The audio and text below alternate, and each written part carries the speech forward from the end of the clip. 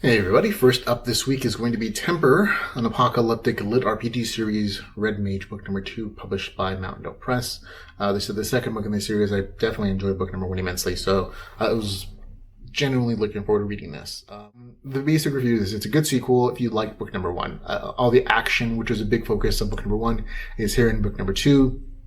There is less of an emphasis on the survival aspects of the apocalypse story, which is one of the things I really loved about book number 1. But again, even in book number 1, that kind of went away by about the middle of book number 1 as the story kind of expanded from like the small survivors at the very beginning of the RPG apocalypse into gathering and kind of trying to create a community of survivors. And it got larger in scope. And so in book number two starts off right after book number 1. And so you're still continuing on with that larger scope of these, hundreds of people kind of community, with a core group of adventurers that the main character gathered in book number 1 is still going out and dungeon diving, trying to capture nodes, getting resources to help people survive. But it's again, there's less of a survivalist tension there in that you're never really worried that people are going to starve. You're never really worried that there's going to be some unsafe environment that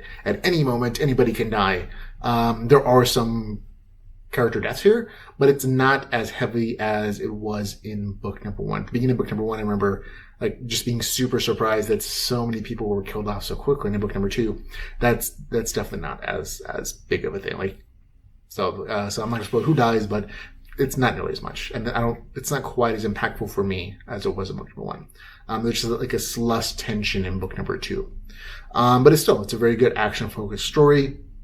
And again, the story emphasis kind of shifts again from that small group survival aspect to larger concepts of creating a safe zone by capturing nodes and also by killing monsters, figuring out why this RPG apocalypse is happening in the first place.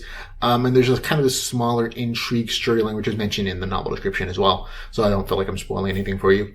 But again, good RPG progression. I did like the fact that more of the other players' powers were expanded and made more useful. It makes the main character feel a little bit less OP, but still coordinating his powers that everyone else is, making them a very effective fighting group against the expanding threats to their groups from the RPG apocalypse and those monsters and all that stuff. So good, fun stuff. Overall, a good book. Again, just slightly less tension than in book 1, but still very entertaining. Gets a score of 7.5 out of 10 from me.